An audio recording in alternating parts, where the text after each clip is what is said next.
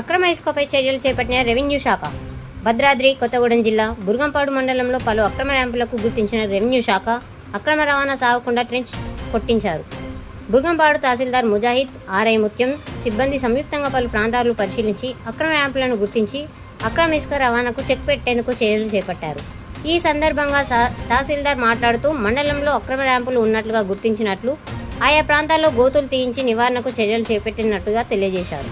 గోతులు తీయించిన నేపథ్యంలో ఎవరైనా అక్రమ ఇసుక రవాణాదారులు వాటిని పూడ్చినా, ఇసుక రవాణా చేసినా కఠిన చర్యలు ఉంటాయని, క్రిమినల్ కేసులు కూడా నమోదు చేయనున్నట్లుగా హెచ్చరిక జారీ చేశారు.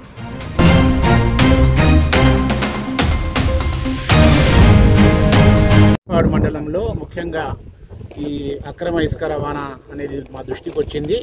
దీన్ని నిరోధించడానికి గాను మేము పోలీస్ వాళ్ళ సహకారం కూడా తీసుకుంటున్నాం. అదేవిధంగా మా రెవెన్యూ సిబ్బంది కూడా రాత్రింబగళ్ళు కూడా ఇవన్నీ నిరోధించడానికి తిరుగుతున్నారు. ఎక్కడైతే ర్యాంపులు ఉన్నాయో అక్కడ గోదావరిలో దిగకుండా ట్రెంచులు కూడా కొట్టియటం జరుగుతుంది. ఈ ట్రెంచుని ఈసారి ఎవరైనా పూడిస్తే మాత్రం వాళ్ళ మీద కఠినమైనటువంటి చట్టరీత్యమైన చర్యలు తీసుకోవటం జరుగుతుంది. కాబట్టి ఇసుక కానీ మట్టి కానీ మండలంలో ఎవరైనా అక్రమ రవాణా చేసే వాళ్ళు ఉంటే ఇదే చివరి హెచ్చరికగా భావించి వారు దీన్ని వదిలివేయవలసిందిగా కోరుతున్నాం. లేకపోతే మాత్రం చట్టపరమైన కఠిన చర్యలు తీసుకుంటాం. మరిన్ని అప్డేట్స్ కోసం please subscribe and watch M4 news channel.